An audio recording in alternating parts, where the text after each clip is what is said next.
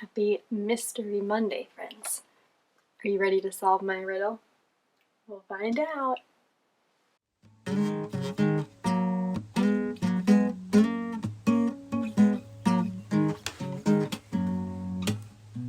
When I have a worry-filled mind, I like to wander outside. No telling what we might find. Birds calling, worms crawling, leaves falling down from above. Oh, I plant my feet on the ground. I keep my head in the clouds. I let my feelings out loud. I hear joy calling, fear crawling, tears falling down out of love.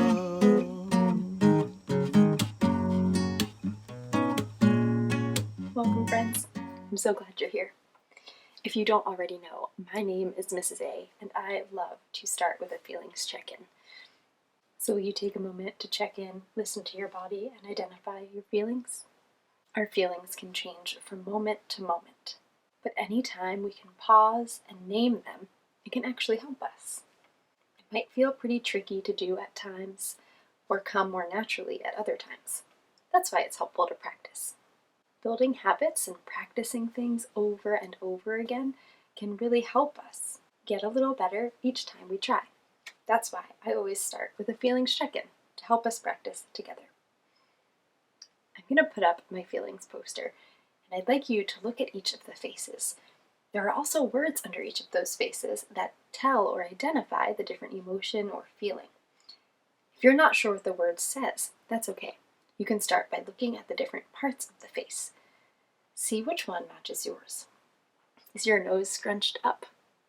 Are your eyes squinting small? Is your mouth smiling wide?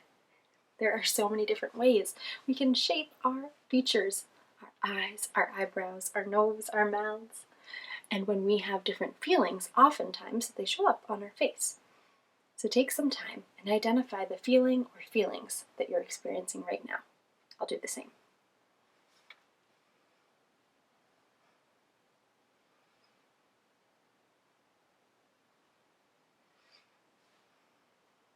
Did you find yours? You can keep looking if you need more time. You can always pause that video or visit my Patreon, where for any amount you can download that poster for free. I'm feeling really happy. My smile is wide. My eyes are kind of pinched upward. My cheeks are high. I'm feeling really happy because of what we're going to talk about today and the riddle that I have for you coming up in a little bit. It's making me happy to think about all of the different ideas and guesses that you might make, and it's making me happy to think about all of the different ways some of our friends might be celebrating this week. Thank you for taking the time to identify your feelings. You can share them out loud just with yourself if you'd like, or you can share them with a grown-up or a friend nearby. You're also welcome to share them with a stuffed animal or a fuzzy friend. Maybe a pet if you have a pet you'd like to share your feelings with. Like I said, naming our feelings out loud, especially, can really help us. Another thing that can really help us is moving our body. Sometimes when we're having big feelings, maybe if we're in the red or the yellow zone, or even the blue or the green zone, we might want to kind of shake it out and move our bodies around. And so I'm going to check our date to see how many exercises we'll have to do today. It is 11/29/21. And you may already know that 11 represents the 11th month, November. 29 tells us what day of the month, the 29th day. And 21 tells us our year, 2021. So for today, we're going to do 11 moves, then 29 moves, and then 21 moves. But before I get ahead of myself, let's check in with Fig here. Fig always has one of the exercises that we will do together. Do you notice the shape of their body? You can make some guesses about what move you think they're showing us. We'll check back in with them really soon. To start us off, we're going to do 11 squats. So we'll need to stand up in a clear space. And we'll be bending our legs for these squats and sticking out our arms. And we'll go down as low as is safe and comfortable for us, and then we'll stand back up. Let's do 11 squats. 1, 2, 3, 4, 5, 6, 7, 8, 9, 10. One more. 11. Fantastic. Now we need to check in with Fig because they have our 29 moves. Fig, what are you showing us? Runs in place. Awesome. We are going to stand up once more if we're able, and we're going to run in place. If you are unable to stand or you don't want to stand right now, you can pretend to run in place with us by just moving your arms while seated. Let's run in place for the count of 29 seconds. Ready? 1, 2, 3, 4, 5, 6, 7, 8, 9, 10, 11, 12, 13, 14, 15, 16, 17, 18, 19, 20, almost there, 21, 22, 23, 24, 25, 26, 27, 28, 29. Whew. Go ahead and settle back into your space. Maybe your heart is beating quickly like mine. If you need to take a breath, you are welcome to. But we do have one more exercise to try out before we're done. Our last number in our date is 21. So we have 21 toe touches. Now you can do these while sitting or standing. What you're going to do is look for your toes and try your best to touch them. If you're looking for a challenge, standing up might be a good place to go. If you want to take it a little bit easier, then sitting down is for you. Let's do 21 toe touches. 1, 2, 3, 4, 5, 6, 7, 8, 9, 10, 11, 12, 13, 14, 15, 16, 17, 18, 19, 20, 21.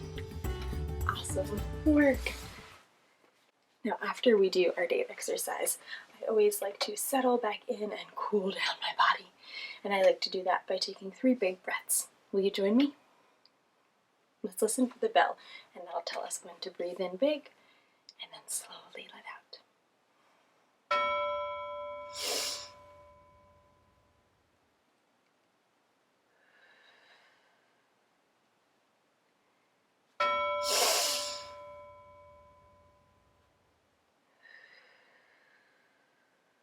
One more big breath.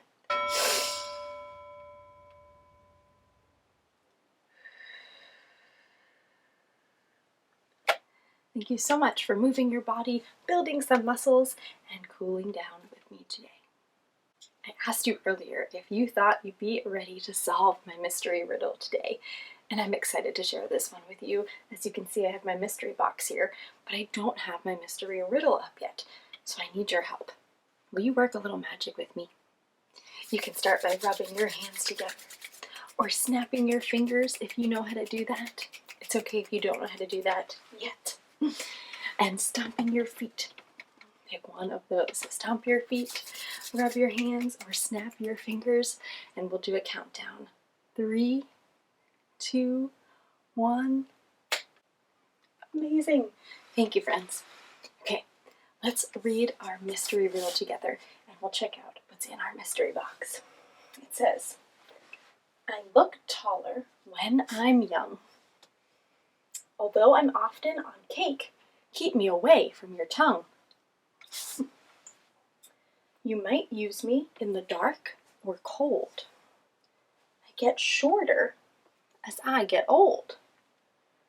I'm used around the house, on birthday cakes and menorahs. And my scents give off nice smells or aromas. What am I? Friends, do you have any guesses of what's inside this mystery box?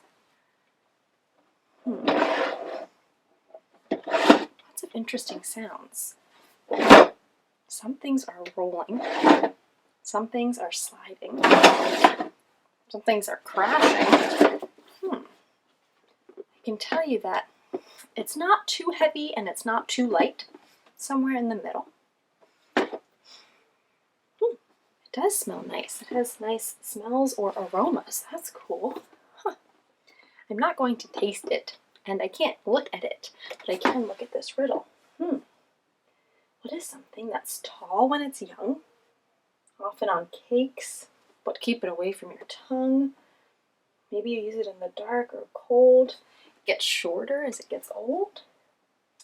Might be used around the house on birthday cakes and menorahs. Gives off nice scents or aromas. Do you know what's in the mystery box? Make some guesses. It's okay if you don't know yet. Okay, are you ready to see what's inside? The mystery is solved. Oh, wait. That smells amazing. There are different types of candles. We have some small candles called tea lights. We have some tall candles called candlesticks. And we have a medium candle. This one is from my favorite local candle maker. And it smells like pears and fig. Delicious. Did you get it? Candles. Oh yeah, they're tall when they're young, and then as they get older they shrink because we burn them and their wax melts. Wow, friends, nice work. I wonder if you have any guesses as to why there were candles in our mystery box. Any ideas? There's one clue in our riddle, and we'll talk more in our message in just a minute. But will you help me with that magic trick again? Awesome. Go ahead and get your magic started, and we'll count down to get rid of this riddle in 3, 2, 1. Thank you for your help. Okay, let's check out our message. You may already know, but in my messages, I always hide alliterations. And those are words that start with the same letter or sound. And it's a great way to practice looking for letters and identifying those sounds that you hear and just building your brain to catch those a little bit more quickly. So you can look and listen for my alliterations as I read. Dear diverse detectives, were you able to solve my mystery? I hope that you feel challenged, but not too stumped each time I share a rhyming riddle with you. When we face challenges, especially ones that make us think and stretch our minds, we actually grow our brains. Another way to grow our brains is to learn about people and places that are different from us. Today, we're going to talk about a holiday that our Jewish family, friends, and neighbors started celebrating last night and will continue to celebrate for 8 nights altogether. Do you know what it's called? Love, Mrs. A. Oh, so I said that these candles had a connection to our message. And maybe you diverse detectives already noticed some books beside me. Do you know what the holiday is called? Hanukkah. Yes. Hanukkah is a holiday celebrated always around this time of year, the end of November, sometimes the beginning or middle of December. And it's celebrated by our Jewish family and friends and neighbors for 8 nights. And I have some marvelous books to help us learn a bit more. Now, I chose these books because they're all a little bit different. This first one here is called Light the Lights, and it's a story about celebrating Hanukkah and Christmas. And it's by Margaret Morman. And I like this one because growing up, one of my really close friends celebrated Hanukkah and Christmas. It was a way for them to honor both of their parents and enjoy traditions and festivities from each parent. And so they got to learn about each holiday and celebrate both. And so this book walks you through how this character celebrates both Hanukkah and Christmas with her family. And I really like this, like I said, because it reminds me of a dear friend, and it might help you learn or understand better some of your friends or people in your neighborhood too. Now this other one is really different than that one, so that's why I chose it. It's called Hanukkah, a Counting Book, and it is in 3 languages, English, Hebrew, and Yiddish, and it's by Emily Spurt. And you can see there are candles lit on the front because candles are an important part of Hanukkah. And I really enjoyed this book because it tells me all about the history of Hanukkah and the different languages that it's written in. And then on each page, it tells me how to say candle or how to say different words in English and Hebrew and Yiddish.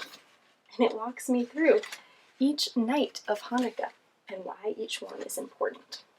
Then, when you get all the way to the back,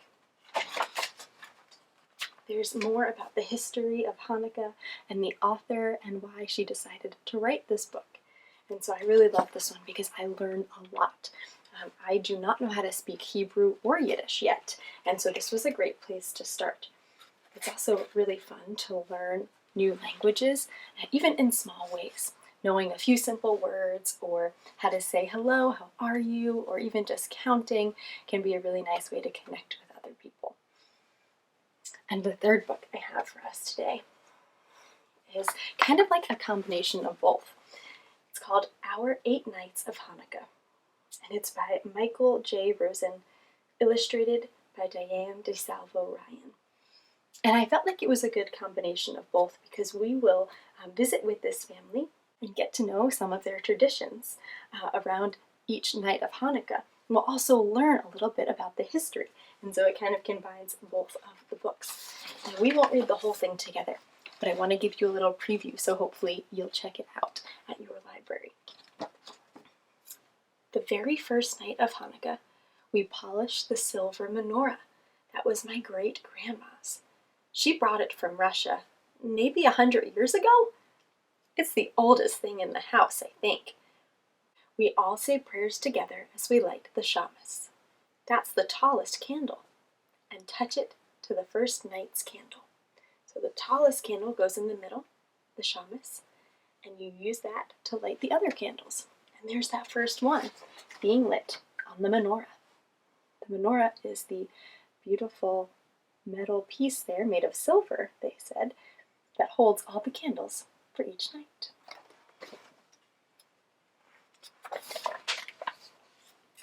On the second night, at Grandma and Grandpa's, we light 2 candles with the shamas. Then we take turns grating potatoes so Grandma can fry us all potato pancakes.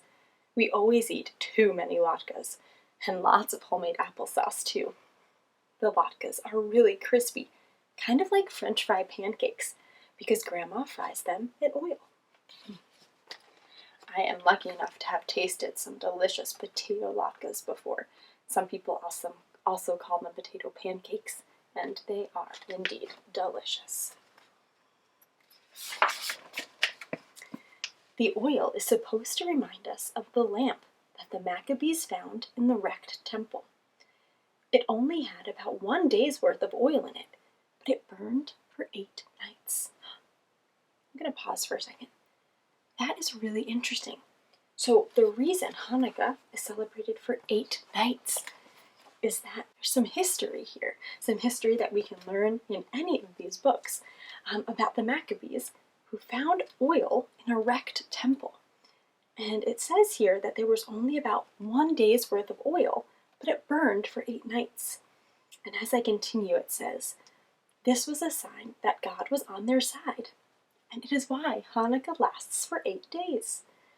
Mom says Grandma's latkes last 8 days in her stomach, too.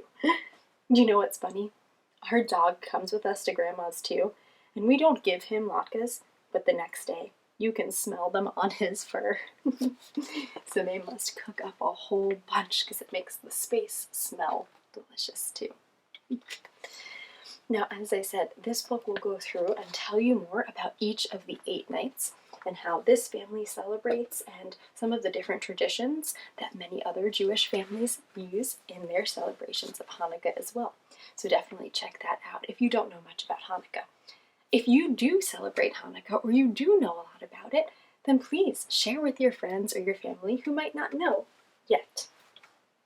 Friends, I hope you enjoyed those previews of each of those books. Definitely check some out from your library or grab them from your local bookstore. We have our mindful moment today, and we're going to stay on theme with Hanukkah and using our candles here to actually do a stretch called the candle stretch. And what we'll do is sit up nice and tall, or stand up if you'd like, and we're going to breathe in and make a big flame with our hands over our head. And then we'll breathe out as if we're blowing out the candle. And we'll do this for 3 big breaths. But if you like this candle stretch, you are always welcome and encouraged to try this another time on your own. Any of the mindfulness activities that we do together, or any of the different breathing strategies or stretching strategies that you hear, if you like them, please try them again on your own. We talked about practicing things over and over earlier, and practicing mindfulness is something we need to do over and over every day, a few times a day, in order to feel pretty confident with it. So let's do our candle stretch together. Ready? Let's light our candles by breathing in. Ready to blow them out? Okay, 2 more.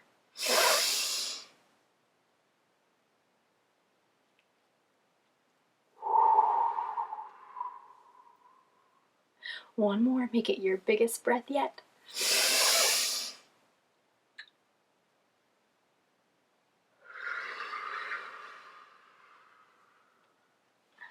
Amazing! Friends, thank you so much for being here with me today.